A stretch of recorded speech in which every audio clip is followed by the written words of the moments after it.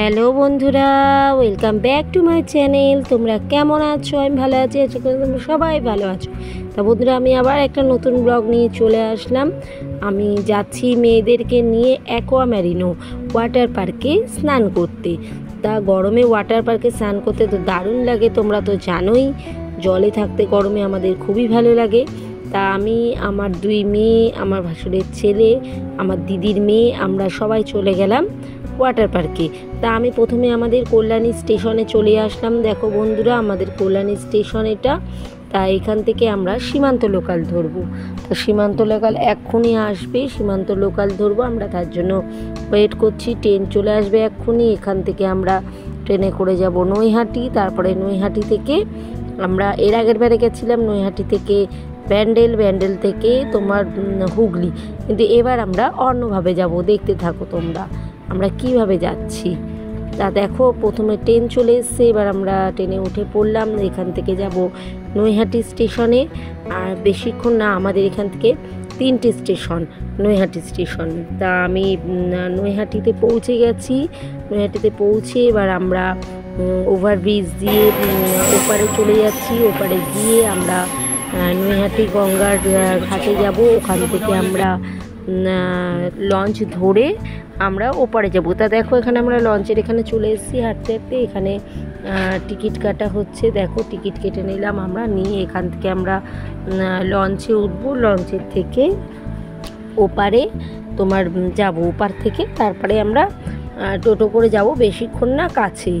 তা এইভাবেও যাওয়া যায়, আর একভাবে যাওয়া যায়। আগেরবারে আমি দিয়েছিলাম ব্লগ একটা। আগেরবারে আমি গেছিলাম বন্ধুরা ট্রেনে করে। আমি নৈহাটি থেকে ব্যান্ডেল লোকাল ধরে হুগলিতে নেমে ওখান থেকে একটুখানি। তা এইবারে যাচ্ছি অন্যভাবে। আমি নৈহাটিতে নেমে নৈহাটি লঞ্চের ঘাটে চলে এসেছি। এখান থেকে লঞ্চে উঠে পার হয়ে ওপারে গিয়ে হুগলি থেকে ওখান দিয়ে টোটো করে তোমার অ্যাকোয়ামেরিনো। তা বন্ধুরা, আমি এইভাবেই প্রথম যাচ্ছি। আমি ট্রেনে করেই ওদিক দিয়ে যাই। তা দেখো, আমরা লঞ্চে উঠে গেছি। লঞ্চে উঠে এবার ওই পারে যাব। ওপার থেকে তারপরে টোটো করে আমরা ডাইরেক্ট অ্যাকোয়ামেরিনো চলে যাব। তা বন্ধুরা দেখো, আমরা লঞ্চে করে ওপারে চলে যাচ্ছি। এবার এখান থেকে দেখো আমরা টোটো পেয়ে গেছি। টোটো করে এবার আমরা অ্যাকোয়ামেরিনো পৌঁছে যাব। খুব একটা দূর না, কাছাকাছি। তা প্রচণ্ড গরম পড়েছে। মেয়ে বলছে কখন পৌঁছাবো, কখন পৌঁছে জলে নামবো। আমি তো জানি ওখানে গিয়ে মেয়ে আমার আগেই জলে নেমে যাবে, কোনো কথা নেই। গিয়ে আগে ড্রেস চেঞ্জ করেই জলে নেমে যাবে। তা দেখো বন্ধুরা, আমরা পৌঁছে গেছি অ্যাকোয়ামেরিনো। এই যে চলে এসেছি, এই দেখো অ্যাকোয়ামেরিনো। তা এখানে কে কে এসছো তোমরা বন্ধুরা জানিও। আমি তো প্রত্যেকবারে অ্যাকোয়ামেরিনো আসি, সেটা বলতে লাগে না, প্রত্যেকবারে আসি, চেনা পরিচয় হয়ে গেছে। এই দেখো, এখানে টিকিট কাউন্টার। এখান দিয়ে টিকিট কাটতে হয়। বড়দের 500 টাকা, আর 10 বছরের নিচে মেয়েদের, ছেলেদের 10 বছরের নিচে বাচ্চাদের তোমার 400 টাকা। আগে 300 টাকা ছিল, সেটা 100 টাকা বেড়ে গেছে, এখন 400 টাকা। তা প্রথমে টিকিট দিয়ে আমাদের ঢুকতে হয়। তা আমরা বাইরে একটু টিফিন করে নিলাম, কারণ ওখানে ভেতরে কোনো খাবার দাবার ঢোকাতে দেয় না, কোনো নিয়ম নেই খাবার ঢোকানোর। তা প্রথমে আমরা এখানে দেখো ব্যাগ চেকিং করছে। তা আমার মেয়ের ব্যাগে একটা কেক পেয়েছে, সেটাও ওরা রেখে দিল। ওগুলো অ্যালাউ নেই ভেতরে খাবারের দোকান আছে সব। তা আমরা দেখো, প্রথমে আমরা চলে যাচ্ছি ভেতরে। এখানে এখনও আমরা লকার নেব। বাথরুমে লকার থাকে সব জায়গারই। তা মেয়ে তো এখানে চেঞ্জ করে নেমে গেছে। আমরা এবার বাথরুমে লকার নিলাম। লকার ভাড়া নিয়ে এবার আমরা বাথরুমে চেঞ্জ করে তারপরে আমরা আবার বেরিয়ে এসেছি। তা দেখো বন্ধুরা, কি সুন্দর জল, মানে গরমকালে জলে থাকতে কার না ভালো লাগে। তা আমরা এখানে চলে এসেছি। দেখো, এই দেখো একটা রাইড আছে, অনেক কিছুই আছে এখানে। এখানে ঢুকতেই যা টাকা লাগে, তারপরে ভেতরে সব কিছুই ফ্রি, কোনো কিছুতেই পয়সা লাগে না ভেতরে। শুধু তুমি যদি কিছু খাও তাহলেই পয়সা, আর নলে পয়সা না। তা বন্ধুরা, এবার আমার ভিডিওটা তোমরা দেখতে থাকো, স্কিপ না করে পুরো ভিডিওটা তোমরা দেখতে থাকো।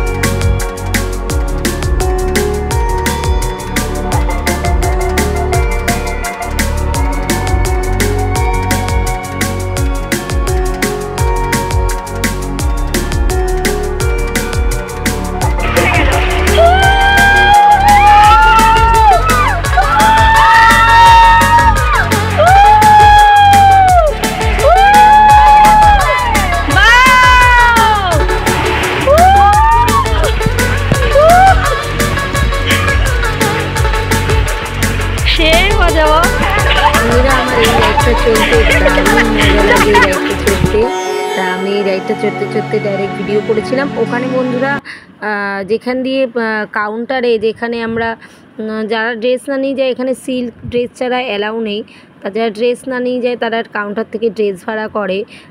আমি মনে করব যে যার যার বাড়ির থেকে সিল্কের ড্রেস নিয়ে যাওয়াই ভালো, ওখান দিয়ে ভাড়া না করে।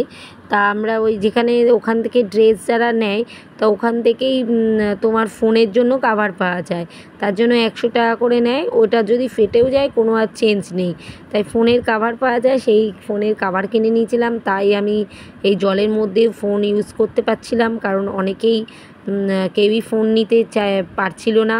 আমি তো অনেককে আবার ভিডিও করে দিয়েছিলাম। তা বন্ধুরা দেখো, এবার আমরা বাড়ির দিকে রওনা দেব। তার আগে আমরা একটুখানি বাইরে বেরিয়ে খেয়ে নিচ্ছি, খুবই খিদা পেয়ে গেছে। তা বন্ধুরা, আমার ভিডিওটা যদি ভালো লেগে থাকে অবশ্যই লাইক, কমেন্ট, শেয়ার আর সাবস্ক্রাইব করো বন্ধুরা।